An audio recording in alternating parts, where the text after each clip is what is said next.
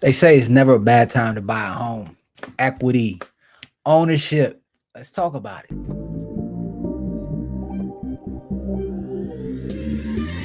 Okay. I'm making this video in response to another video that I just dropped. I'm going to link that in the description, and I'm also put it at the end of the video.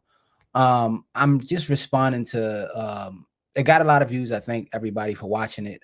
Everybody that shared it and took time out to comment. It did get a mixed response in the comment section, which is why I'm making this video.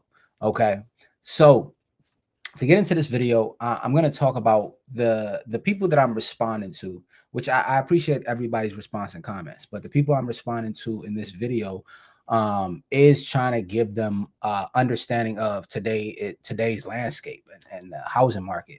As they say, yesterday's prices is not today's prices. Yesterday's housing landscape is not today's housing landscape. So we're and the video in the previous video, I basically was giving an idea of where my thoughts and my experiences as a first time home buyer today. In 20, I mean, I bought my house about three years, going on 3 years ago now. So just giving my experience and my thoughts on what was it a good idea or a bad idea. I'm leaning towards that it was a bad idea, and I kind of stated my reasoning. And I'm gonna pull up the numbers now and show you guys why I feel like buying a primary home, that means a home that you're gonna buy and live in, is a bad idea in today's day, right? So I'm gonna pull up the numbers and we can get into the numbers. All right, so we could start with um, reason number one. Reason number one is that it is much cheaper to rent. There was a comment that I guess did not believe that when I said this, it is much cheaper to rent today than to actually buy and own a home. Let me see if I could put myself in a little bubble on the actual camera. Yeah, so it is now much cheaper to rent than buy a home, and I'm gonna prove that to y'all with the numbers. So this is Redfin.com. First, let's talk about, because I want you to understand why I put these numbers in. This is a mortgage calculator. And I didn't pull these numbers out of my ass to put it on this mortgage calculator. I based on today's interest rates, today's average home price that's being the homes are being sold for. Today's interest rates, like I said, 30-year fixed mortgage. We can forget the zip code. We don't even need the zip code on here. And just to give us what a monthly payment would look like for the average home, which would give you the average a monthly payment of a mortgage, right? So interest rate, I put the interest rate at 6.75%, which is lower than what the interest rate is today, because today, in today's news, I'm gonna show you on today's news, mortgage rates. This just popped up today, 9 hours ago. Yahoo News. And this is what kind of gave me the idea to actually even do this response video. So as you can see, Yahoo News today, January 16th, 2025. Mortgage rates top 7%, hitting 7-month high, but relief may be in sight. We'll see.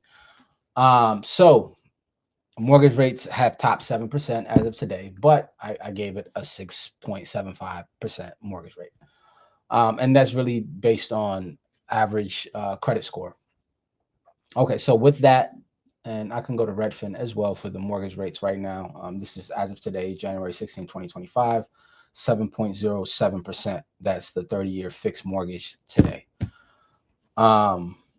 So that's what made me put it into this calculator, 6.75, which is lower than what today's interest rate is.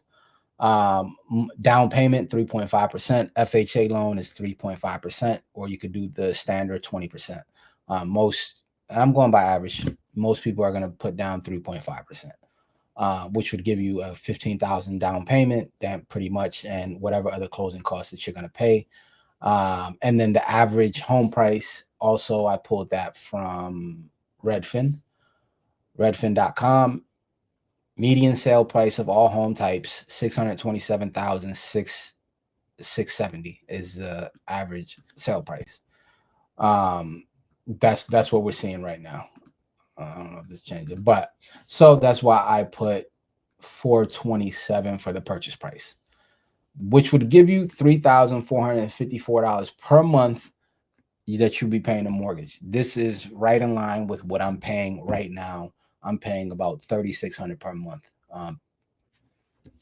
Now, let's see rent prices. Rent prices I'm pulling for from apartments.com, one of the number one apartment listing websites worldwide in the nation, whatever you say. But this is the numbers they have. Average rent is $1,554 per month. Average square feet 699 square feet. Okay, so we're gonna assume that that's probably the smallest apartment. So we're gonna actually go with this 3-bedroom, 1,290 square feet apartment. That the monthly rent price for that for a 3-bedroom is $2,218. Now let's compare that to the average mortgage that we calculated, 3,454. So we're looking at you'll be saving $1,300 a month by renting instead of buying. All right. Now let's even go into this. I went a little further to even show what would it would take today. And this is why I'm responding to some of the people, because I understand a lot of the people that are responding with it is a good time to buy a home, or any time is a good time to buy a home, is they're responding from a point of view of when they bought their home. That might have been 10 years ago, 15 years ago, 20 years ago. That was a different time. It's not the same landscape right now. So now let's go into the qualifications. The qualifications to buy a home right now, if I were to buy my same home today, and even if I had the same income today, I wouldn't qualify for the same exact house.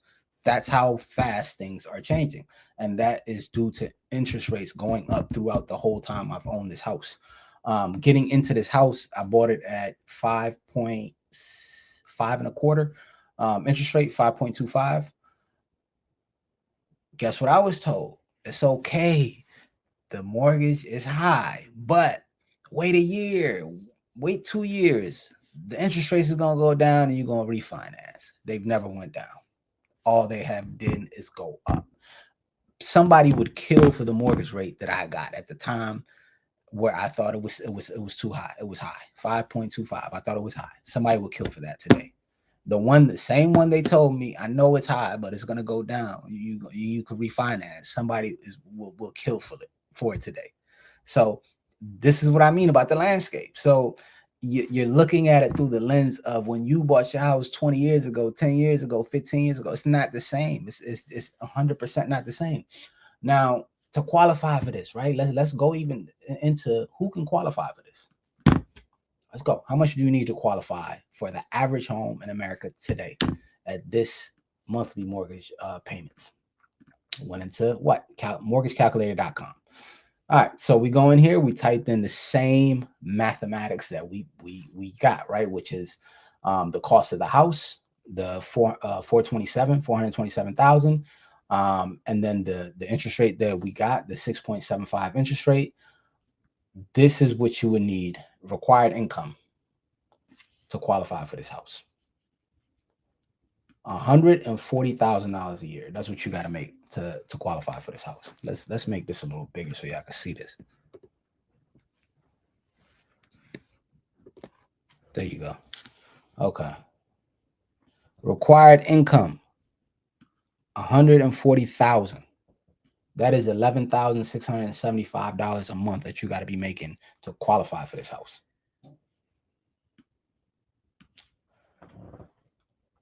Right? Okay. So now let's look at what's the average income in America. Average income. This is as of the first quarter of 2024. So it might have went up, might have went down. I don't know. But the average income is $59,228 a year. That's the average income, which means the average person I'm sure this is a single income, single household income is $59,228. You can't afford that. You need way significantly more than what the average income is to be able to afford that. The average person cannot afford that. Nowhere near, not even close, right? Um, it breaks it down by age. Let me see household. Let me see if the household income. Okay, because I'm assuming this is a single household income. Let's go to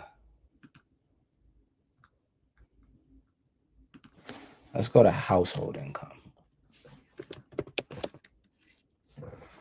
Income 2024. Let's go back to where were we at? Fidelity, right?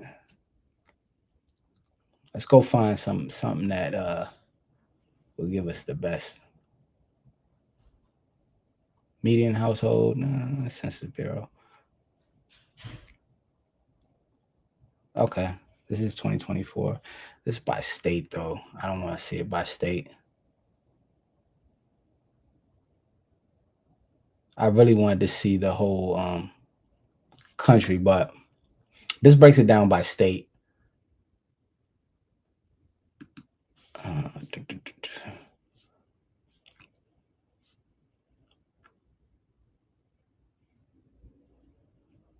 okay, let's see. It says it rose significantly. Okay, this is CNBC. Got an article here that says U.S. median household income rose to 80,000.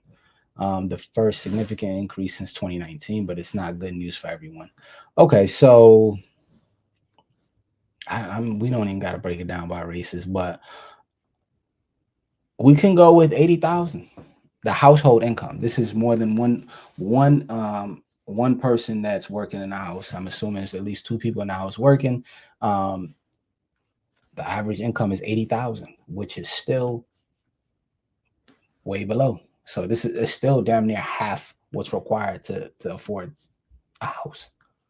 So this is the landscape that today's market is in, and why I'm standing on the side of it is not a good idea to buy a home to live in today.